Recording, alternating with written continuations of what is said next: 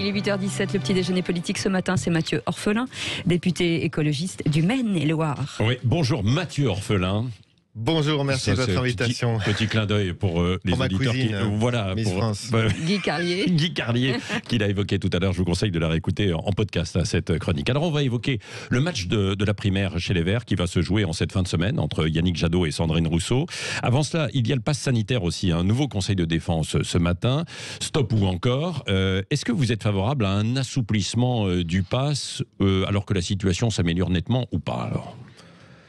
D'abord, la situation s'améliore nettement, mais il reste plus de 8 millions de personnes non vaccinées, notamment dans certains quartiers, dans le sud-est de la France. Également, beaucoup de personnes à risque qui ne sont pas vaccinées, dans les personnes âgées à domicile. On 15% a un retard, plus de 80 ans. voilà, on a un retard de vaccination par rapport à celles et ceux qui sont en EHPAD. Donc là, moi, j'incite vraiment le gouvernement à renforcer encore les efforts pour aller vers ces personnes-là, pour leur expliquer. Ça fait des mois que je porte l'idée d'un rendez-vous médical gratuit pour pouvoir échanger avec son médecin traitant, pas seulement au téléphone, mais voilà.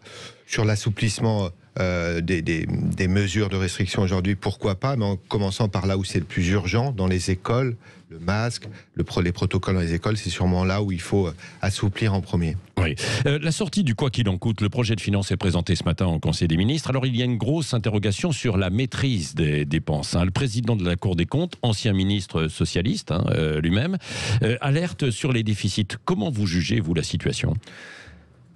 Emmanuel Macron refait comme avait fait François Hollande lors du quinquennat précédent, c'est-à-dire met des dépenses très fortes la dernière année du quinquennat. Alors un certain nombre nous on a compté, on fait un petit tableau, c'est pratiquement 16 milliards d'euros de dépenses annoncées rien que le mois dernier. Des mesures en plus, à chaque jour son annonce. Alors il y a des fois où ça vient rattraper des manques et de l'argent qui aurait dû être mis au cours du quinquennat. Mais ce qui me frappe également, c'est qu'il n'y a aucune proposition de recette.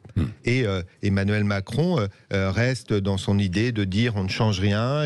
Alors c'est facile de dépenser quand on n'a pas de recette en face. Moi je porterai dans ce projet de loi de finances un ISF climatique pour que effectivement les plus aisés puissent contribuer à l'effort national, sauf quand ils investissent dans des secteurs de la transition écologique. Oui, donc vous, parmi les recettes, il y a ça, cet ISF climatique que vous proposez. Est-ce qu'il y a d'autres pistes ? Et est-ce qu'il faudrait aussi limiter certaines dépenses quand même, non ?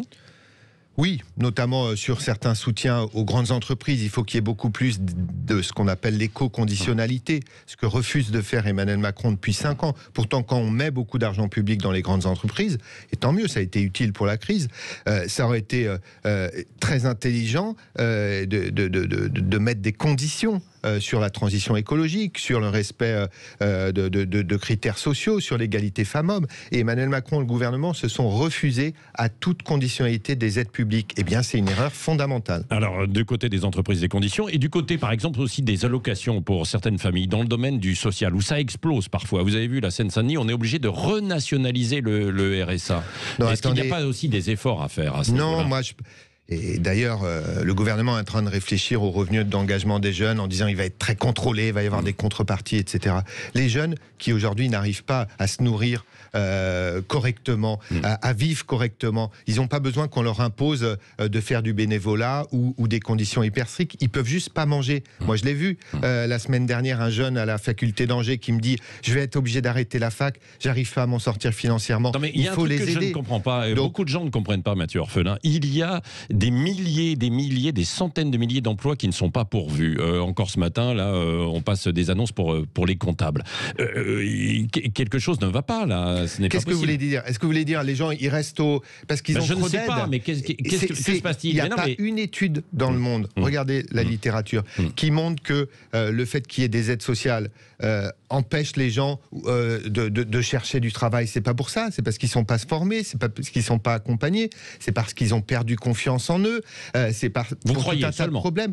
Oui, moi je vous dis, il n'y a pas une étude dans le monde qui montre une corrélation entre le fait de toucher une aide pour pouvoir vivre et le fait de trouver, de chercher un travail.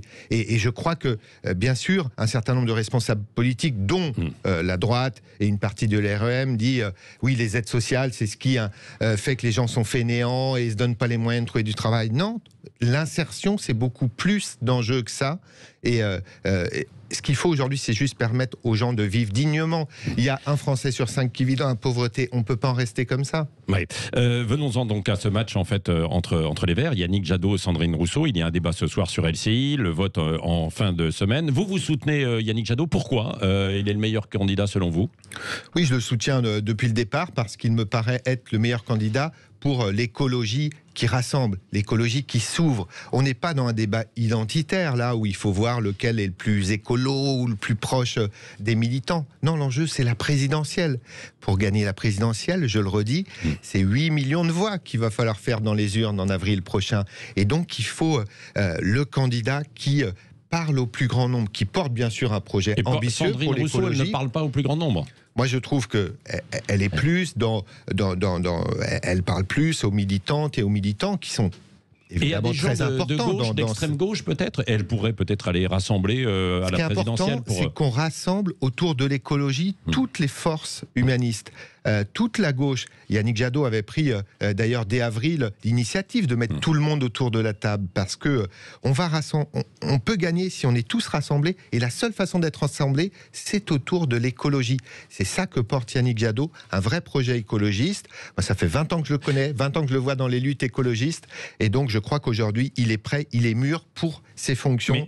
Présidentielle. Est-ce que chez les militants écologistes, on ne veut pas justement une radicalité, une fermeté qui s'illustre à travers ce score de Sandrine Rousseau et peut-être d'Éric Piolle et de Delphine Batho à un degré moindre, quoi, non? En tout cas, ce qui est sûr, c'est l'écologie, elle est radicale. Ouais. Depuis Dumont, le premier écologiste, il était radical à sa façon. L'écologie, c'est la radicalité de l'action, du changement. Maintenant, il faut effectivement que les militantes et les militantes aient bien en tête que ce qu'on choisit, c'est le ou la candidate pour la présidentielle. Et rappelez-vous, 2011, Hulot qui parlait au plus grand nombre, Eva Joly qui était celle qui était sans doute le plus proche du corpus idéologique. Moi j'étais dans l'équipe de Nicolas Hulot. Ouais. Eva Joly a gagné très nettement. Ouais. Il ne faut pas qu'on refasse les mêmes erreurs qu'avant. Aujourd'hui, c'est ce qui est en train de se reproduire. Non, moi je crois beaucoup et j'ai vu beaucoup hier. Un vent d'optimisme en voyant beaucoup de soutien d'Éric Piolle au premier tour, dire ben voilà, on a mené une très belle campagne avec Éric Piolle, aujourd'hui on soutient Yannick Jadot pour le deuxième tour. Idem des soutiens de Delphine Batho avec qui Yannick Jadot a plein de convergences sur le fond comme avec Éric Piolle, dire hier, eh bien oui, pour ce deuxième tour on soutiendra Éric Jadot et ça c'est plutôt prometteur, oui, même si à la fin ce sera sans doute serré. Oui, et sur les votes, est-ce qu'il y a eu du lentrisme de la part de certains? Il pourrait y avoir des gens de gauche, des socialistes qui ont peut-être pour moi c'est favorisé plutôt Sandrine Rousseau plutôt que Yannick Jadot. Quand vous faites une primaire ouverte, vous pouvez pas contrôler tous les votes, mais il y a un certain nombre de gens qui étaient venus voter pour nous essayer de mettre le bazar dans la primaire. Ils ont vite été détectés. Il y avait un certain nombre de précautions qui ont été prises. Non, je crois que c'est... mais quand vous faites une primaire ouverte, il faut accepter que tout le monde puisse voter. Si Rousseau l'emporte, vous la soutiendrez pendant la campagne ? C'est l'engagement qui est pris par tous les candidats et les candidates. Et d'ailleurs, quand vous votez quand vous vous inscrivez pour la primaire, vous devez cocher cette case, effectivement. Donc, oui, voilà. Vous n'irez pas plutôt vers Anne Hidalgo ou d'autres, ou revenir vers La République En Marche?